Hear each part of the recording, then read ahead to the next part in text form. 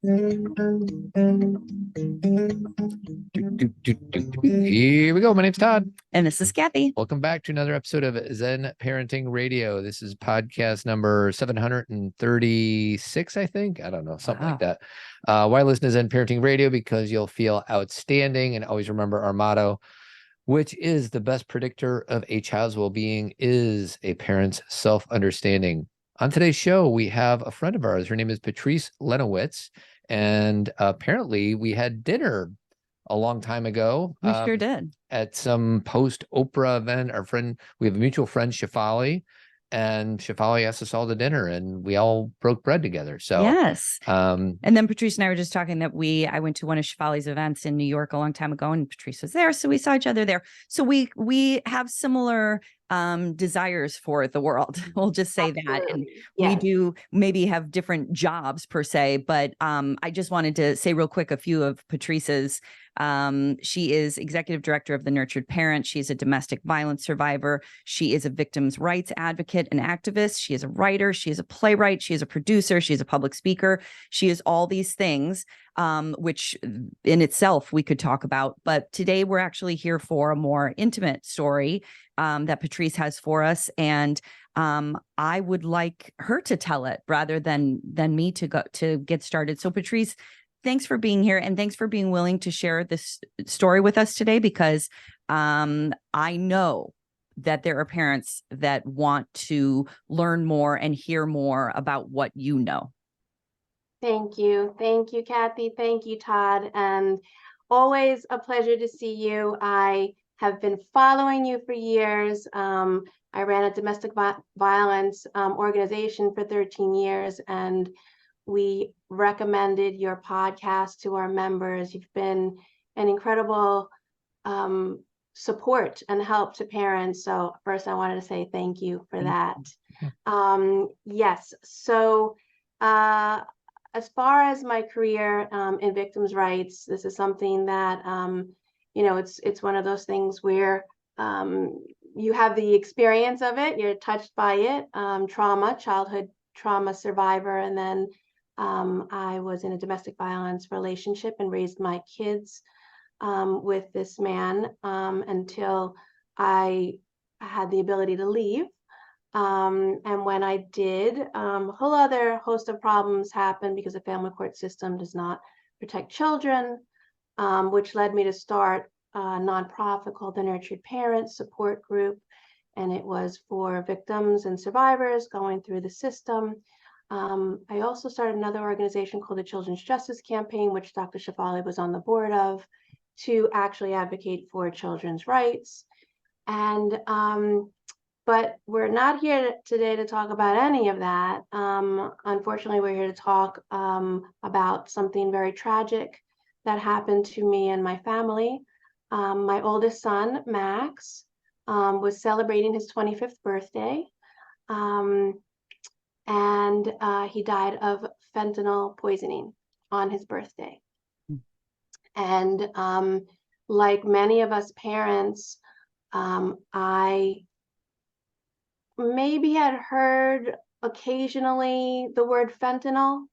My understanding of fentanyl was that it was a severe pain relief drug that cancer patients that are at end of life would be administered. It's 50 times more potent than heroin and 100 times more potent than morphine. And that's kind of my understanding of it. And then I started hearing about it a little bit in the news, but more of like seizures or arrests, but absolutely no understanding about what it meant for our children. And so when so this was July of 2022, July 14th, my son's birthday. We called our baby at midnight, as was standard in our family if we're not going to be together. When they start to grow up, they start to do their own things for their birthday, which is really hard for us moms. I could tell you that, and dads too, I'm sure, Todd. But he answered at midnight, and we got to sing to him the Happy Birthday Monkey song, which is tradition in our family. We, made him laugh. We got to talk about what his plans were for his birthday. He was going to dinner at a restaurant he worked at in Margate, New Jersey, called Shuckers, and he was going with all his friends that were coming. He lived in South Jersey. I live in Northern New Jersey. His friends were coming down to spend his birthday with him, and then they were going to get a hotel in Atlantic City and stay overnight. And he didn't know where they were going to stay yet, but he promised he would send me pictures because, you got to have the pictures. And all his friends are my babies too, right? So it's just joy. And the following day is my birthday. And Max was literally born an hour and a half before my birthday. And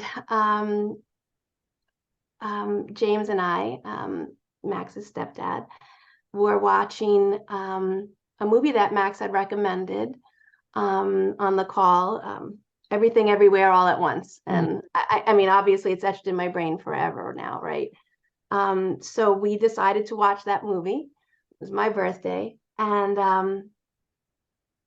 we got a call from our local police department and heard the most horrible thing that any parent could ever hear. They told me that my son was dead. And it's like, what are you talking about? Like, we spoke to him. He's happy. He's with his friends, best friends. And it's a mistaken identity. Somebody must have stolen his wallet because I knew he was going to Atlantic City. And so I really, they had the wrong person. And unfortunately, the absolutely worst nightmare was thrust upon us. And it's not even a nightmare because you get to wake up from a nightmare, right? Yeah, the worst possible thing happened to us. And Max's friends were actually going to meet him. So they all drove down and Max was going to tell them where he was meeting them. So they were going to check into the hotel, then go for dinner and stay overnight. But he stopped responding to their phone calls. And he was found with Xanax and marijuana. And Xanax, if you're familiar with it, it's an anti-anxiety medication. I know it wasn't prescribed by our doctor. And it was, the police identified it as counterfeit, and it was tested and it was pure fentanyl. Now, when it comes to our work, your Zen parenting work, and why we know Shefali, a lot of it on understanding trauma as domestic violence survivors. I know why my son took Xanax on his birthday, because a lot of our abuse happened on our birthdays or holidays. Why he didn't go to our doctor for a prescription, I can't tell you, but what I can tell you now, what I've learned in this baptism by fire, is that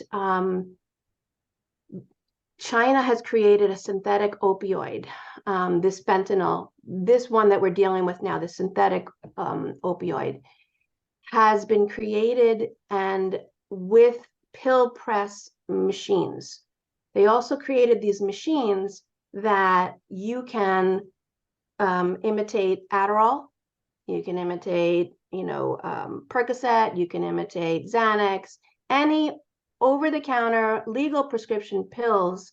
These pill presses are now able to duplicate and make it look exactly like the prescription pills, and they're adding fentanyl to it. So is there, so there was a pill machine that first of all, I'm so sorry for your loss. And I imagine it does not get any easier when you tell that story. And I so appreciate your courage because it's helping other parents understand this better. My pleasure. So first want to say that. We think Max took something, he It got was a Xanax. a fake version of Fake Xanax. Xanax. Mhm. Does the fake pill maker try to make the effects feel like Xanax too? Like, are they interested in trying to give whoever receives it the same thing that Xanax does to the human body? And then they add, like, Yeah, like, is this just a financial thing, Patrice? Like the putting fentanyl instead of Xanax, or are they really thinking that they're trying to come up with some, basically the exact same effects as Xanax, but different, makeup? Yeah. So those are great questions. And what we know for sure is these are lethal doses Okay. of fentanyl. So what typically used to be the opioid crisis, and I'm talking pre-fentanyl crisis, the opioid crisis, fentanyl could be used very obscurely in the background. And if you're a someone who's addicted to drugs, fentanyl may come into play in that journey, that really hard journey of opioid addiction. But what we're seeing over the past 10 years is that first of all, I want you to imagine how little it takes for you to overdose on fentanyl. The Department of Justice has on their website, and I would recommend every parent go on, Drug Enforcement Agency has images of the very tip of a pencil, the very, very tip, and this is a pen, but the very, very tip could be 3 milligrams of fentanyl, and that will kill you. Jeez. If you imagine a penny and you imagine the date stamped on the bottom, those numbers, that little tiny space, if there was fentanyl on it, that's enough to kill you. Yeah. So why we're dealing now with an epidemic that drug dealers are not introducing fentanyl to hook people. They're actually introducing something that's killing people. So that there's a whole other theory, and it's my theory, and maybe there are a lot of other people that are working in the Drug Enforcement Agency that share this theory, but I think it's an undeclared war on the United States. Okay, so you think that, let's say in this case, China, they are deliberately putting enough in there not to make sure that Max and other people keep taking this, but perhaps to just kill the people that may or may not take it. Absolutely. And the drug cartels in Mexico, one of the things, when we talk about this crisis, you can get a little fuzzy and get political. And fentanyl has come to the United States through the Mexican border, through the drug cartels, through air, through land, through sea, and through the United States Postal Service. Mm-hmm. So it is here, it is everywhere, and our young people are targeted. And if you're familiar with Dr. Laura Berman, yeah, so very famous sex therapist, and she's been on Oprah as well, and her 16-year-old in the pandemic, who was actually preparing to apply to colleges. So they're all home. Her husband, Sam, their 3 children, they're all home, when we were all home. Home. And a drug dealer reached out to him on Snapchat.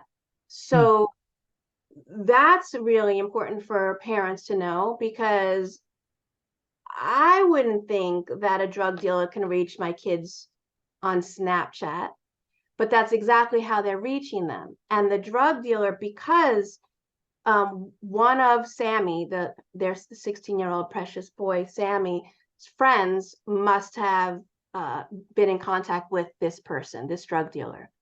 And so now he can slide into any one of our kids that are in Sammy's Snapchat friend group. Yeah. And he reached out to Sammy and offered him a whole list. You can buy one pill. Any kind of pill. You want Adderall, you want Percocet, you want to try this, you want to try that, whatever. So he bought something. And while Dr. Laura was sleeping, and her husband were sleeping, and the kids were sleeping. Sammy went outside their house and met a perfect stranger on their lawn and purchased something. And, you know, the tragedy is they lost their 16-year-old, you know, and having to discover your baby is horrific. And so what we know is, you know, this isn't like a fentanyl overdose. This is fentanyl poisoning. Right. Can you explain the difference between that? Because some people are like, oh, this person OD'd on fentanyl.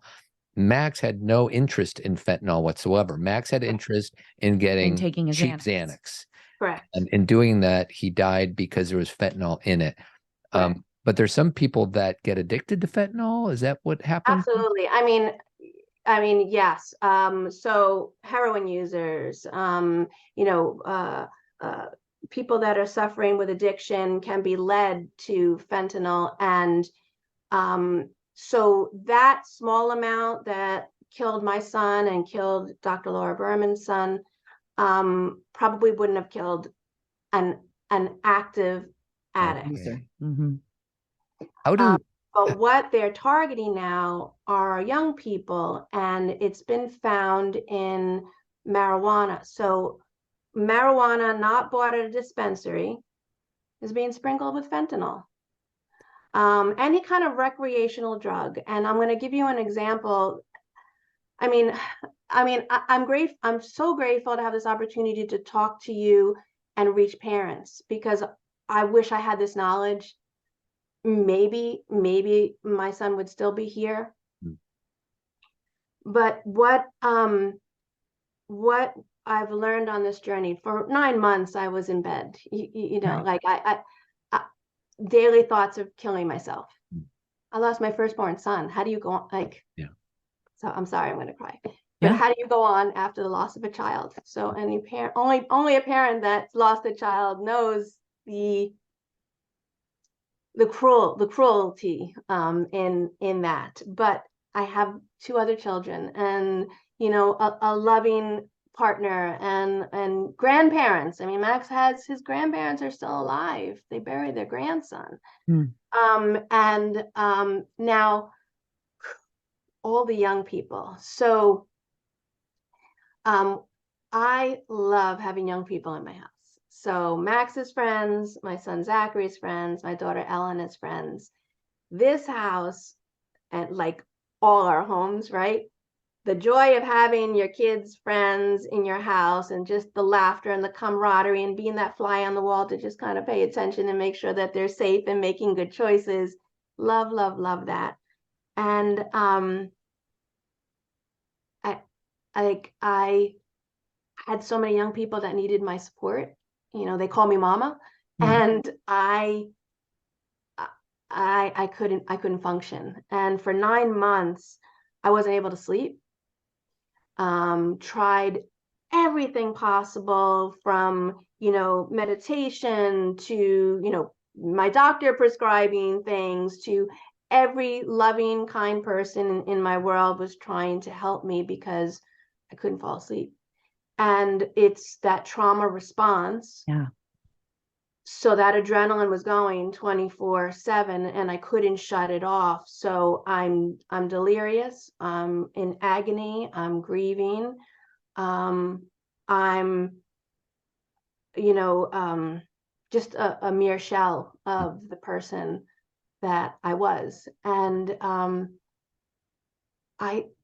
one day it just came to me, because I'm reading now, you know, I'm getting more and more information about young people and what's happening to them. And so I started paying attention, and I started logging in to get news stories on fentanyl, and local stories and national stories, and just trying to figure out what's going on. So I wasn't sleeping.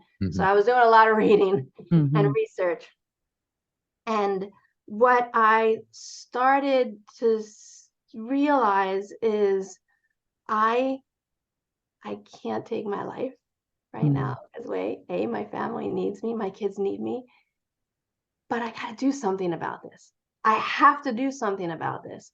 And what's the one thing I could do? I can write legislation, because I know in the state of New Jersey, where I'm from, we're not getting fentanyl poisoning education in our schools. So how do I kickstart this? And, honestly, by the grace of God and the universe and all that's good, I was able to contact my local senator and her chief of staff, who were incredible. And the bill that we wrote, and it's the beginning. So just remember, this is the beginning. I had to get it through really quickly before the session closed last June. Was declaring my son's birthday, which is the same day that he left us, as Fentanyl Poisoning Awareness Day for the state of New Jersey. And I share this with you because any parent in any state that's grieving any sibling, anybody, can also get this introduced in their state. Yeah. We have to start with educating the public on what we're dealing with. And the only way we're going to do that is through education. And so, by the grace of God, not only did we get bipartisan support, unanimous support, we got it through both houses in 25 days. Wow. It's like unprecedented. And the governor signed our bill on Max's birthday, July 14th, 2023. And Patrice, you and I talked about this last time we talked, and you just said this, but I'm going to repeat this because I know families who have lost children, or friends of the family who, because everyone's affected, as we discussed. Like you were talking about neighbors who, everyone is affected by this loss. You were saying that if somebody wanted to take this up in whatever state they live in, that Yes. they could contact you and basically use what you created as a template. She's blazed the trail. Yeah. So it's so important to find out what is being done in your state. Yeah. Oftentimes there isn't going to be anything that has begun, unfortunately, but then piggyback off of other states that have some type of legislation that was introduced. So Max's bill, it's called NJ, if anyone wants to Google it, NJSJR, which is Senate state, sorry. Oh my goodness. Okay, NJSJR 128 is the bill number. And that's in New Jersey. And that bill declares my son's birthday as Fentanyl Poisoning Awareness Day, and honors all the other lives that were lost in our state by this epidemic. And that's the beginning. The second legislation I'm working on right now is introducing fentanyl poisoning education in our school systems from 6th grade through 12th grade. Now, this is not an assembly. Right. This is going to be continual education throughout the school year, age appropriate, on what fentanyl is, where it's coming from, how it can reach them. And now I want to share a story with you about this, because this is so important. Had we not gone through this, it's getting me. My sister wife, I call her my neighbor, 2 doors down, my sister wife in the neighborhood. We all need our sister wives. We do. Her kids are my kids and vice versa. And her two of her children are in college. So Max passed, and we're all grieving, and the young people are really with mental health, as an underlying factor here, which we know is of epidemic proportions right now. Losing a young person when you're a young person is exceedingly hard. So we're all in it, we're all going through it, and we're all just trying to figure our footing in this. 2 of them go back to school. One is their daughter, Lauren, and she goes to Brown. Now, she was studying for finals at Brown, and one of her closest guy friends said that he bummed a Adderall so he could cram, and asked her if she wanted one. And she has this trauma and this experience of losing Max. So she flipped out, and and she gave him the explanation and the education. She testified in the Senate on our bill, by the way, this extraordinary young woman, the courage. And the one thing that her school is doing right, Brown, is they're offering fentanyl test strips on campus for free.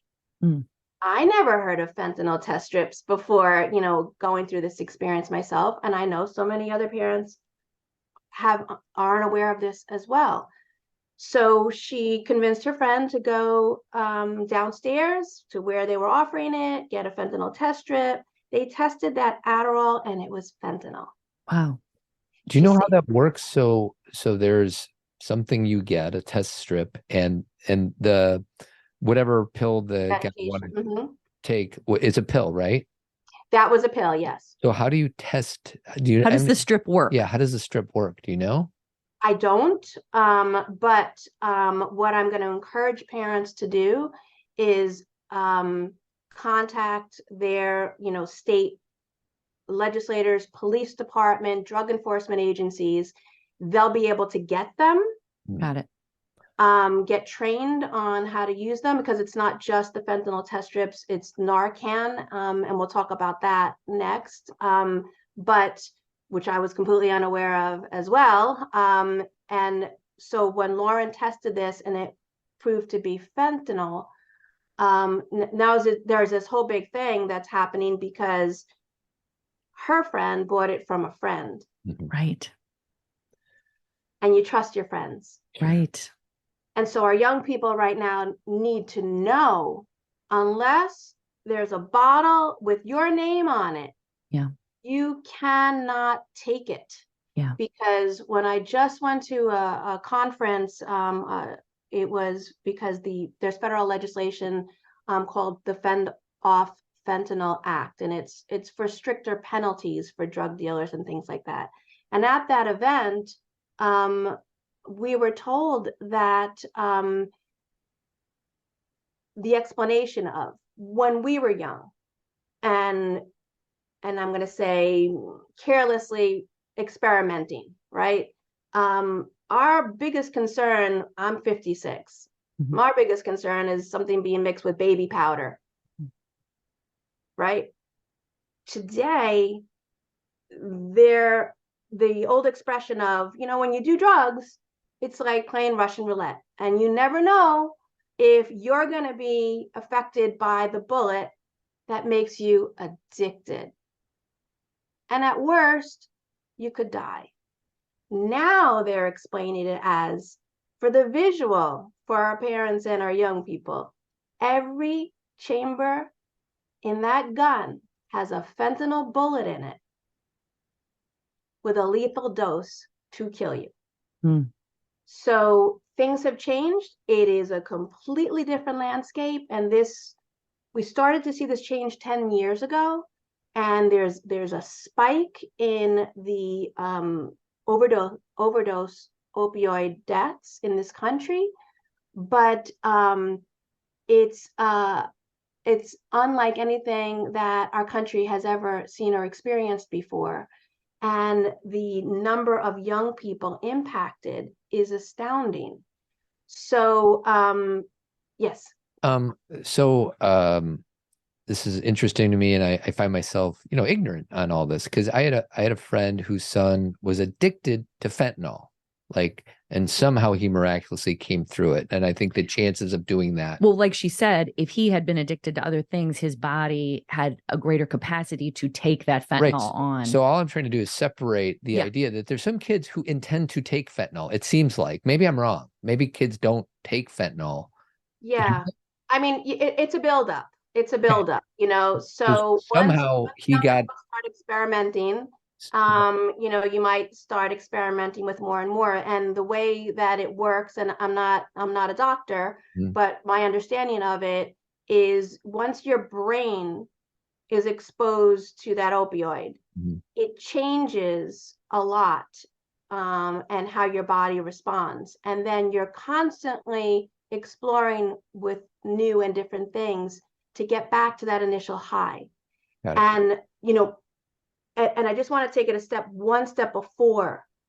The only reason why, and we were all young ones too, the only reason why any of us go down that path is because we are struggling with some kind of pain. Right. We are struggling with some kind of mental health issue, whether it's, you know, anxiety, depression, violence in the home, the death of a parent. We know from the CDC, there's this research that was conducted called the ACE study, Adverse Childhood Experiences Study.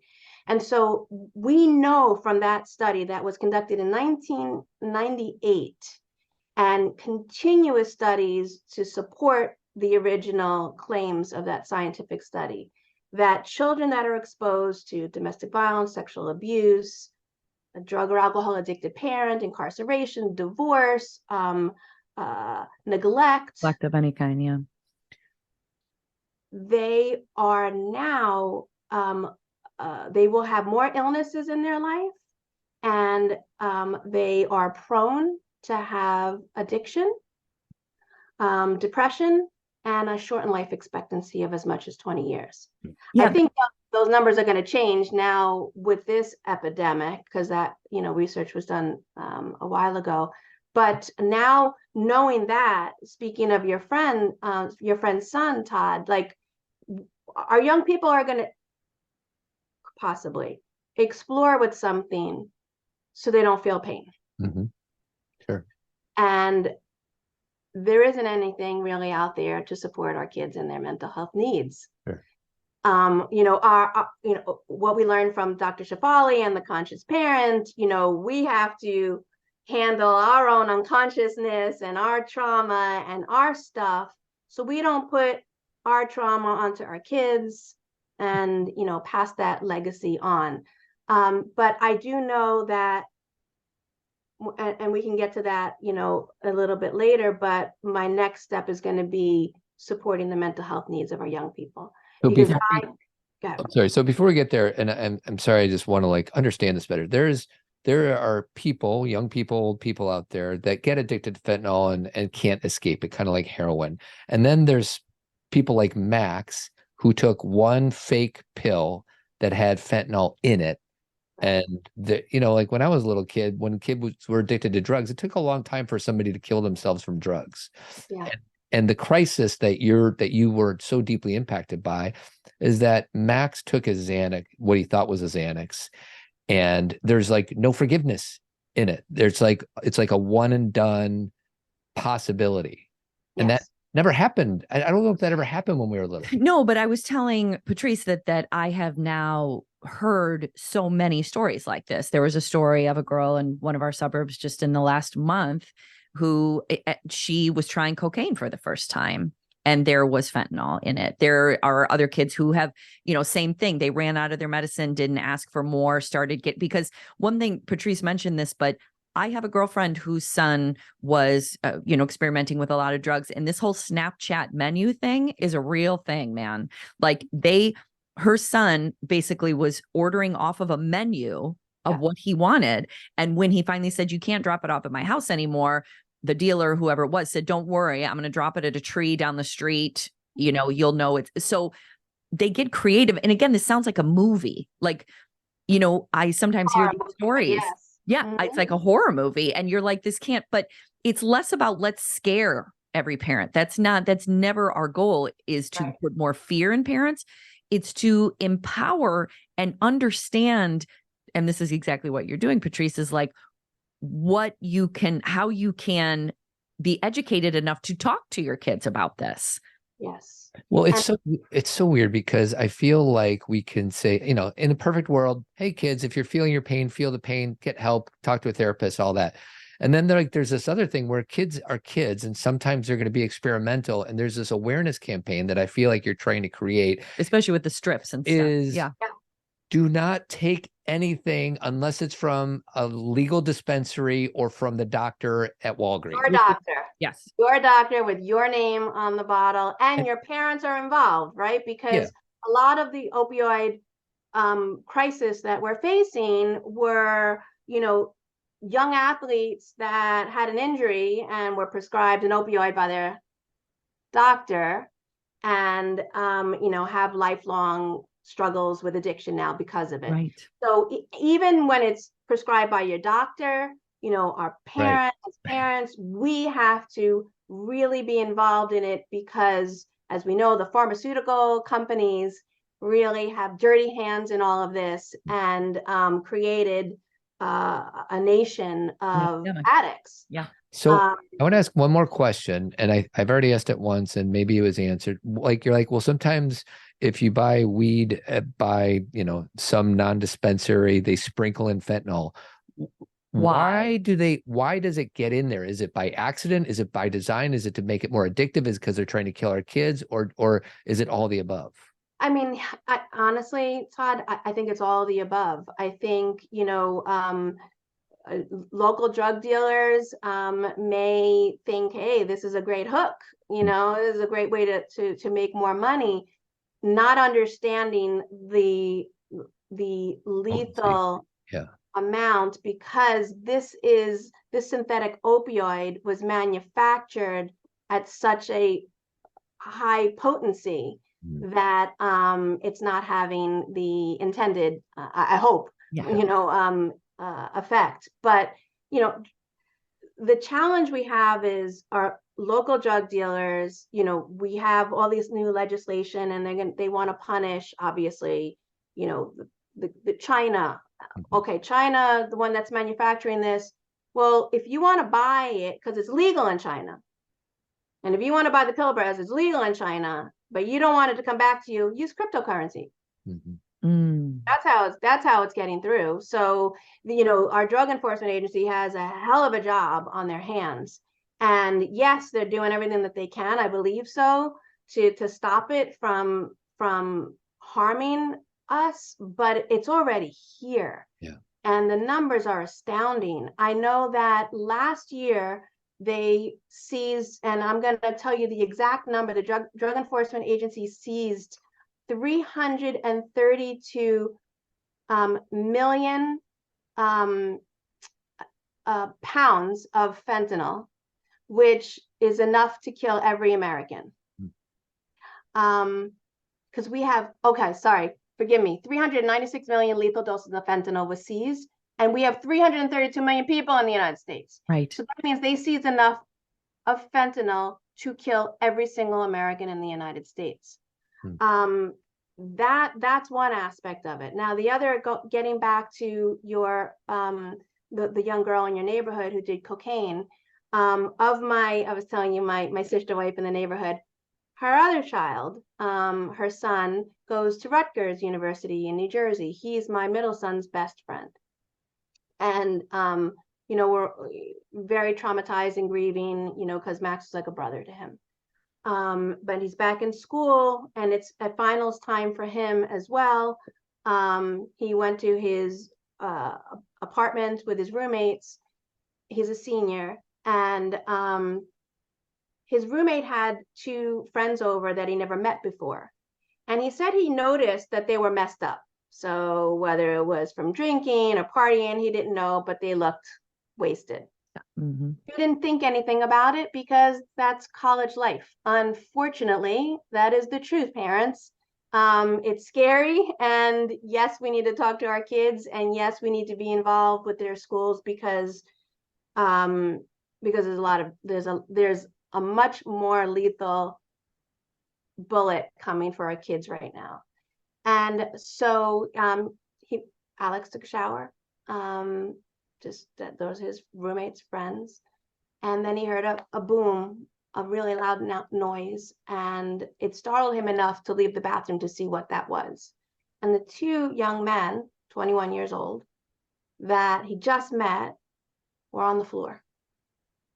And his roommate was like, they're fine. They're wasted. Don't worry about it. Alex just lost Max. And immediately went to their overdosing, immediately went to this is fentanyl. And even though they argued because the roommate knew that his friends did cocaine. Yeah. He So didn't he want the didn't police get in call. trouble. He didn't want to get his friends in trouble. Right. But Alex had the tragedy, the experience of that tragedy to know if I don't act fast and we don't get Narcan in here, they're going to die. And so he did call and he did let them know he thought they were overdosing and he did think that it was fentanyl and they did come with Narcan. And now to talk about Narcan is something that, EMTs, law enforcement have used for quite some time to reverse an overdose. And it's been quite successful, a dose of Narcan reversing the effects of an overdose. This fentanyl epidemic could take 2 doses, 3 doses, 4 doses, 5 doses to revive someone. The police aren't coming with 5 doses. Mm-mm. The EMT wasn't prepared for this. Like everyone has been caught off guard by the lethal effects of this drug, and also how something that has been tried and true to help someone that's overdosing is not working, and you have to continually administer it. So fortunately, because of Alex, he saved those 2 young men. But now it's our job as parents to make sure that our high schools, our middle schools, and our colleges are all taking this seriously, because it is everywhere. They can get it on Snapchat or any social media platform. They are getting it from their friends that they trust, not knowing. And that's the scary part for me when you talk about legislation to punish drug dealers. We have 18-year-olds that are going to prison because they gave something to their best friend who died. Right. So, we have to look at that and be very careful about that. It's meant for the actual drug dealers and the drug cartels and all of that. But our young people are being targeted from every angle. I'm trying to look at this through the lens of a young person, because I remember my parents scaring me with all the stats of drunk driving or whatever it was. And with the amount of prevalence that, I don't know what you call it, like off-brand pills are, like you get them off of Snapchat, like you said, I'm wondering if there's somebody listening, a younger person listening, this is everywhere. The fake pills are everywhere, and only 1 out of 10,000 die of a fentanyl overdose. And I'm trying to think what type of pushback we adults might get from younger people, because if they're all if there's so many of them taking these off-brand pills and most of them aren't dying, they're going to keep doing it. I'm just trying to see how we could frame this. Yeah. What's the counter argument, Patrice, when some kids do get obviously off-brand pills, and they take them and they're okay.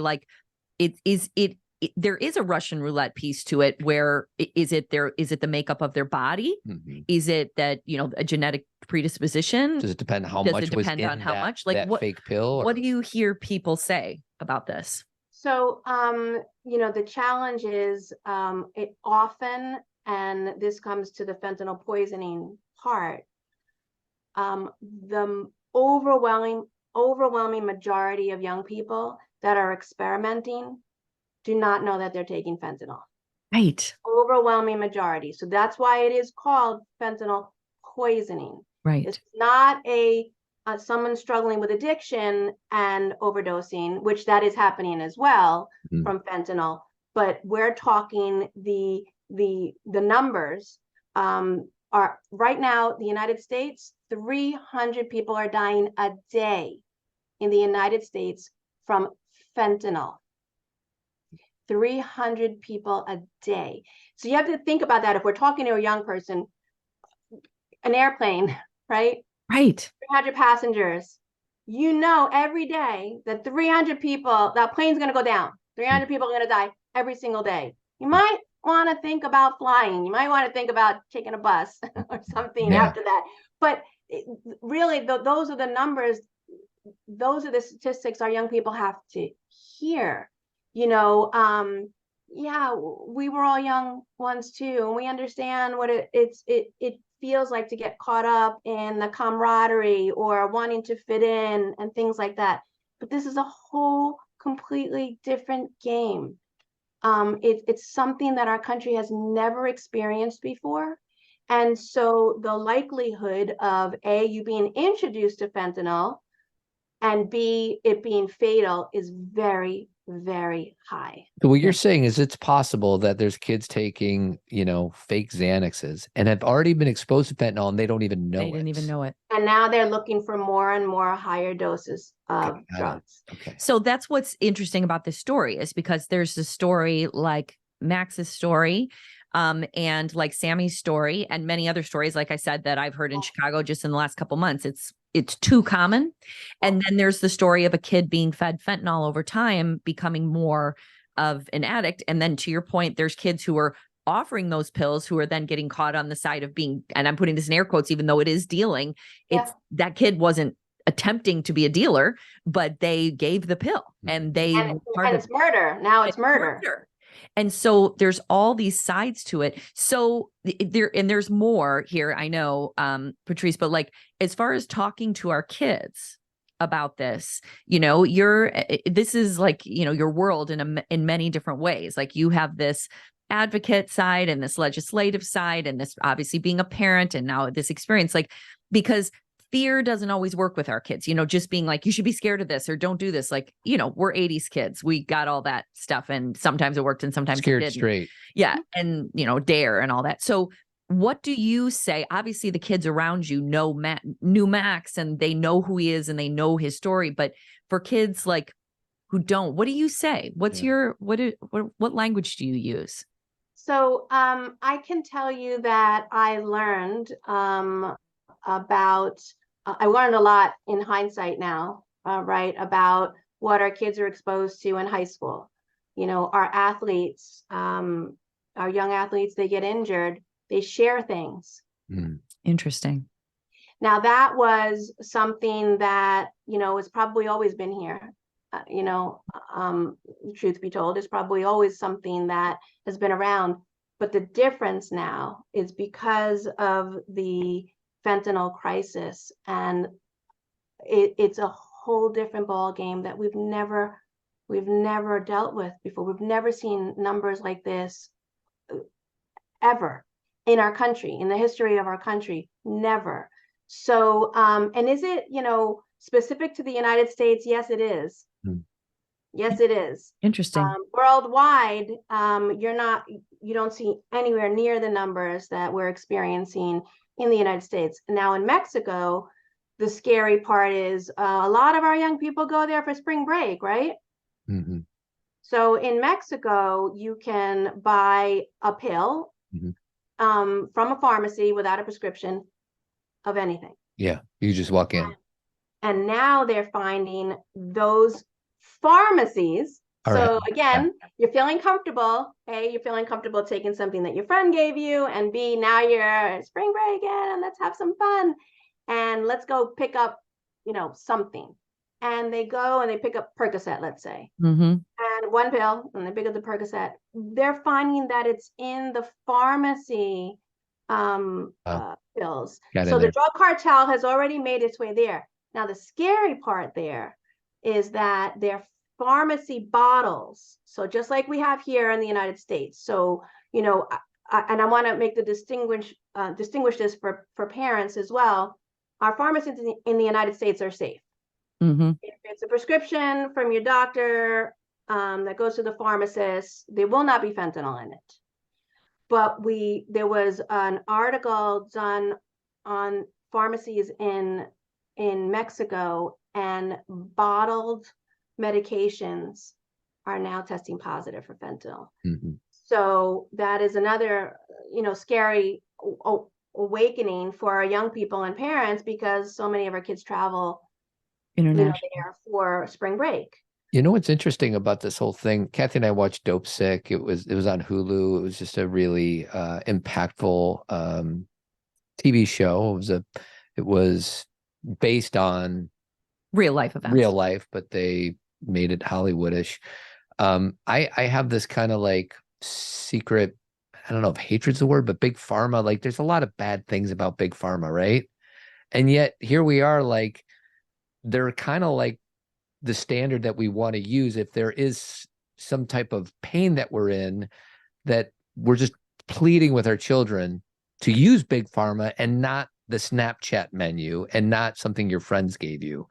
And it's just an interesting thing. Well, like, it's a cycle, right? Like I think, you know, Patrice said a little bit ago that her goal, and I want you to share that before we're done today, is, you know, to take it 10 steps back and be like, where are we not talking to kids about their pain? When are we not communicating with our kids about whatever they need? We're there for them. Do they know they have the supports? Do they have access to what they need where they don't have to get in that cycle of any kind of pain management? Now, again, I think why you always bring up the athletes is because sometimes pain happens because of regular, just day-to-day things. You just roll an ankle, you break a foot, you whatever, and then you can get in that cycle. And even there, to your point, regardless of your kid's age, having a parent, you know, like my daughter had her tonsils out and they gave us a big bottle of, you know, medicine to control pain that had opioids in it. And Todd and I had to make these decisions about how long we do this, how much. And if you don't have that kind of management, if it's just a free for all, then that can cause a problem. So thank you. And for bringing that up, because that's a really important point that I'd like to share. As a parent, you know, let's say firearms, right? You're going to take that seriously, make sure that it's locked up, keep it away from your kids, you know, that stuff. But if you're prescribed something for going to the dentist and you put it in your medicine cabinet, all they have to do is Google what that is, and they're going to take it and share it with their friends. That is the reality of parenting. You know, we always have to be on high alert. We always have to find out what can go wrong. Not to make ourselves crazy, right? Not to live in fear, but be aware of the dangers out there so we can do everything in our power to prevent it. And so a lot of our young people, including in families that I know very well, when you have those medications in your house and they're not locked up in a safe, because opioids are so addictive, it's, you know, like leaving a loaded gun out. Hey, so Matthew Perry said in his book, you know, Matthew Perry just passed and we don't know why yet, you know, it's really not our business at this point. But in his book, he talked about that he would go to open houses, like when there was a house on the market, and go to the open house and go into people's bathrooms and look through their medicine cabinet and take things. And this is Chandler, right? Like, and I'm saying that to kind of normalize this, like there are our kids, it may not be our kid, but it could be a kid who's in our home. It could be, you know, a kid that we love and adore and feed and take care of and take on vacation with our kids and you know, all the things that you feel comfortable with. But, you know, that age, you know, the teen years, they're really challenging for many, many reasons, which we know. But knowing that those are the years, and we're talking, so Chandler said that he started drinking when he was 14. Correct. And what he was trying to fill was a hole from being neglected. Right. Divorced family, having to go between countries. Yep. Right. It wasn't like, you know, I was going to one parent and the other parent in the same town or what have you. He had to go on a plane by himself. Yep. So he was feeling incredibly neglected, and like all of us. I mean, Chandler is all of us. Yep.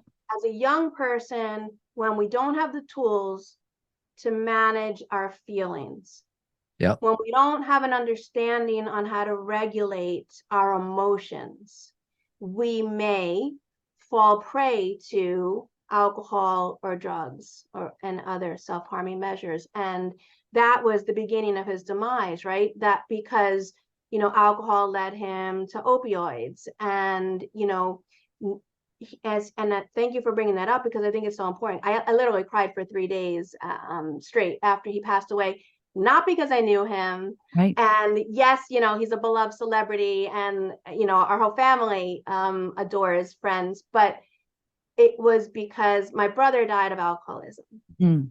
And very similar to Chandler, started at 14.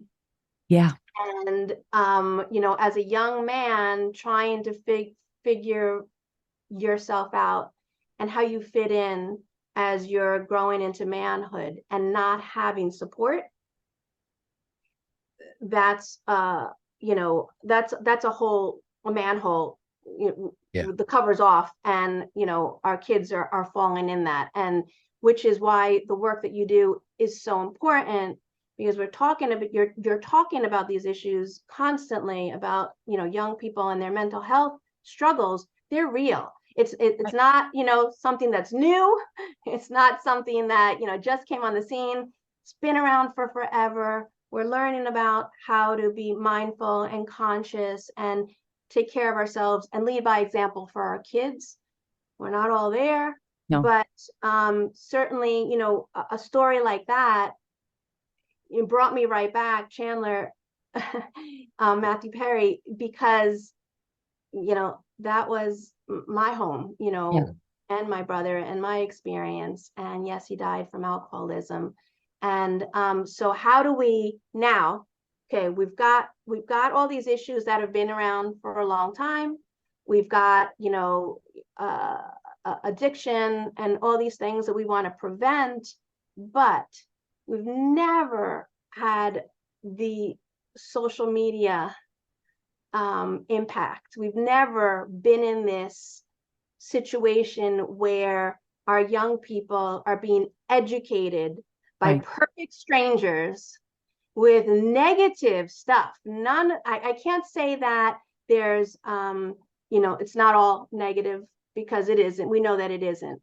But for so long, our young people were given a screen as a way for parents, okay, good, she's busy or he's busy, you know, I can cook dinner in peace, or I can do my laundry, or I can take my work call. And we weren't even considering, because we never experienced this before. Yeah. What are they doing? What are they doing? And now that we have all this time behind us and the research and showing us how harmful it's been, now we have a whole other set of problems that we have to focus our energy on and understand that it's not going away. You know, and the fentanyl crisis has made it even that much more dangerous. So what are we going to do about it? And that's where, you know, focusing on our young people's mental health needs is going to save lives. Yeah. Teaching our young people how to self-regulate. What do you do when you're feeling awful? Having those tools, and that's something that I was able to share with adults in my domestic violence organization, you know, helping the parents be able to regulate their own emotions, because they're trauma victims, you know, going through the judicial system and all that stuff. And that fear and that anxiety is going to lead you to make bad choices. So how do we reach them? And now I'm talking our young people. So as far as the adults, I'm able to now share all that I've learned along the journey, and hopefully they put it in their toolbox so they can self-manage. They can pick up a phone call. They'll know a doctor to call. Like we share information, but our young people, that's where they're getting all their information from their friends, right? And they're getting all their information from social media, which we know has been incredibly harmful. And so now I think my energy is going to be rushing to go to the beginning before our children start exploring, and help them with their mental health needs, and give them the tools that they can carry with them for life. So, because, you know, we're going to have ups and downs in our lives, and tragedies, and, you know, we have to stuff learn. happens. Yeah. We have to learn. how to deal with pain, because we will not have a life without pain. And this is, sometimes when I think about, and we're kind of closing up shop here, but when I think about when it comes to fentanyl, or when it comes to pain, or when it comes to choices our kids are making, I think about the challenges around porn. And the reason I think about it is because so many parents are trying to keep porn from their children, understandably, totally get it. But we're in an era now where our kids can access porn so easily that it's not enough to try to put the parent controls on and try to say, you can't go to that person's house, or you can't be alone in your room. You have to talk to them about porn. Mm-hmm. You have to talk to them about what they will see, because the access is too great. It's the same with pain. You will have pain. Absolutely. You will fail. It's the same with drugs and fentanyl and opioids and all these things. You will be tempted with this. This will be around. Like, I remember even talking to my kids when they were going into middle school, and they were still like, ooh, cigarettes gross, or ooh, vaping gross. And I'm like, oh, you will see it at middle school. And they like, not to make them afraid, but open that conversation. And make them feel safe, right? We want to create the safe space where, over the dinner table, which is something that became a staple in our home, family meals are a real thing. Yep. It's a real thing in our home, because, I grew up in a very toxic home in my childhood, and saw the impact on me and my siblings, and then did my work and recognized how important that was. So being able to safely and openly talk about these things, and also as a parent, when they ask us a question, to actually say, you know what, I don't know the answer to that. Yeah. But guess what? I'm going to do some research, and I'm going to get back to you on that. So let's just put a pin in that, because and being able to needs to learn some stuff right now, and being able to regulating our feelings and fears around this. Like you said, it starts with us. We have to regulate, because if our kids come to us with something, our fear, or why are you asking that, or where'd you hear about that, or that kind of initial snap judgment and reactivity closes them down.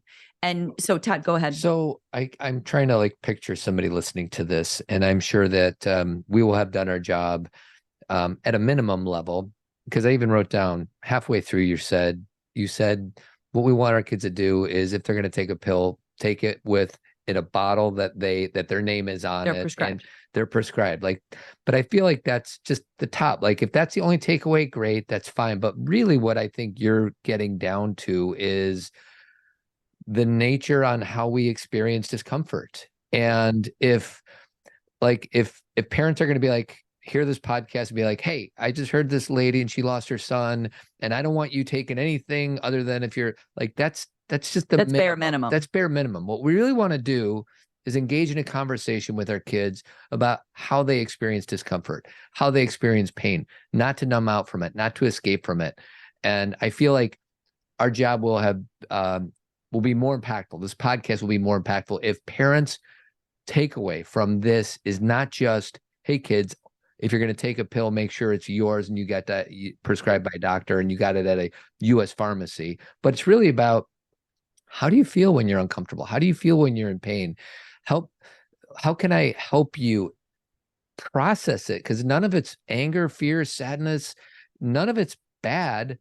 And we need to feel it so that we can process through it. And what drugs does is just escape. It's just escapism. Numbs it out. And we want to empower our parents how to guide our children not to escape from the discomfort. That's beautiful. You said it perfectly, Todd. That is absolutely right. And it's important for us as parents to understand what trauma is. So a lot of our young people could be experiencing bullying in school. They are. That's trauma. And trauma, we know, is a thief. Trauma is a thief of wonder, a thief of joy, a thief of curiosity, a thief of hope.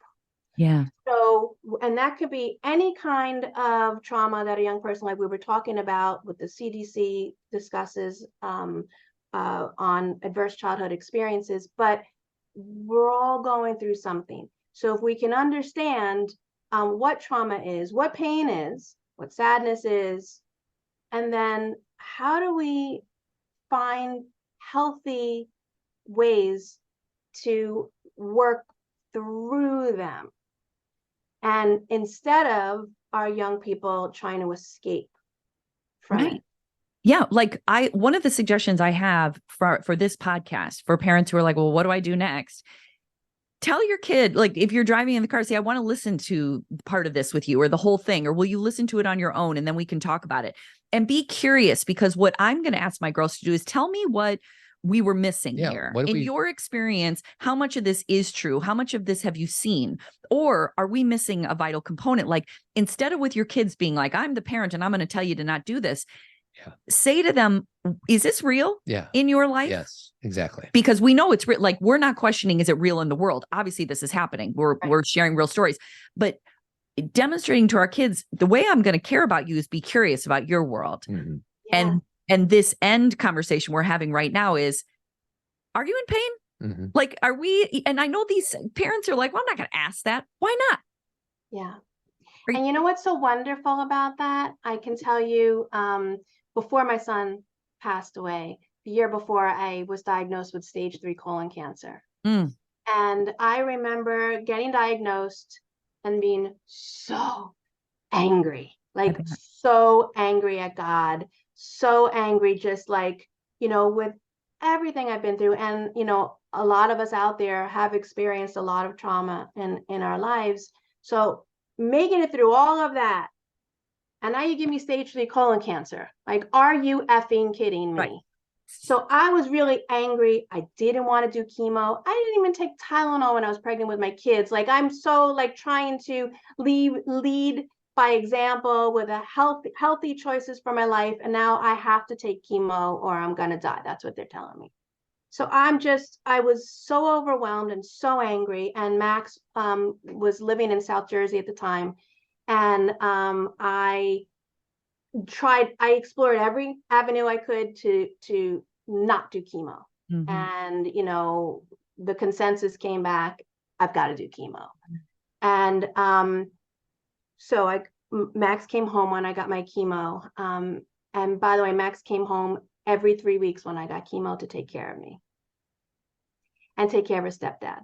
Because he would cook for him because he knew how hard it was for him, fearing losing me. Absolutely. And that's Max. And I remember on one time when he came home in the beginning, and I'm so angry. And he said, Mom, why are you being so negative? You know that negative energy is attracted to negative energy. You're making yourself sicker. And right now you got to fight for your life. And like, when he started down that conversation, I remember I felt like a bucket of water was just thrown in my face because I was venting, like, I was just so mad and just like, why me? Right. And then he started sharing with me how it was really important that I raise myself to that higher frequency, because every cell in my body was counting on me to make it through this. And having the introduction of that poison into your body is really going to do damage. So you have to be at your best and your optimal game and yada, yada, yada. My coach, you know, I stood there. We were actually walking into the mall. He had to pick up something. And I just stopped walking. And I just said, Max, how did you get so wise? And he stops and he turns around and he goes, Mom, you taught me this stuff. Right. Right. I felt slapped in the face at that moment. Like, he caught me and reminded me to self-correct. Yeah. He caught me and held me through it and got me and our family through that. And so, you know, that's Max. And for so many of us, you know, our precious children cut off from fentanyl poisoning, you know, we're losing these amazing young Human people beings that could have done extraordinary things with their lives had we all been at the table understanding what's happening right now and talking about it right now and educating each other about it now. And then holding our schools accountable. Why do my schools in New Jersey not have fentanyl test strips? Why isn't it mandatory at every single school? Yeah. You know that they're doing it. So it's like, you have to start where you are, right? Some it's going to be in the beginning, some it's going to be in the middle. We have to meet them where they are. So Narcan education and fentanyl test strips, in the schools, and obviously educating our law enforcement are losing their lives and routine traffic stops. Yeah. Because of fentanyl in the car. Yeah. Preschools in Manhattan. Just last month, there was a preschool actually in the Bronx, and the owners were selling drugs and taking care of little ones. And the little ones just touched a little residue on the surface and overdosed. One died. So it's everywhere now. Yeah. Patrice, thank you for your courage. Thank you for sharing and using your experience with Max to empower us as parents to try to help us reduce the possibility and just make the world a better place. I can't say thank you enough. Oh, yeah. It's just, like we were saying, it's not like always under the best of circumstances to connect in this way, but our mission has always been this, right? All of us here, all three of us. And now you have a story of that really is going to save lives. And the legislation, like you said, I remember when we talked and you were like, one day, when you were getting through your grief, you're like, wait, I know how to get legislation passed. I can write this. You can write it.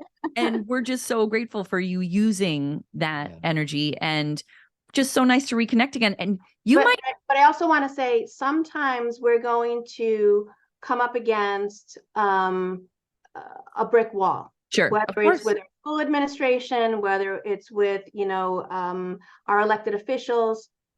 Don't give up. Yeah. There's always going to be a way around it. Whether it's, climbing under a fence, through a window, through a back door. This is so important that we have to make sure that we break through to educating our teachers, educating our kids, and educating our parents on what's out there and how to keep our kids safe. Thank you, Patrice. I will include all of the links that Patrice wants us to include in the show notes. So if there's anybody out there that wants to take up some advocacy or even reach out to Patrice, I'm sure you'd be open to that. Absolutely. And I'm sure we'll be in touch one way or another. We will. I look forward to it. It was so wonderful to see you both. And thank you for all the incredible work you do. You're a blessing to this world. Thank you. As are you, Patrice. Thank you.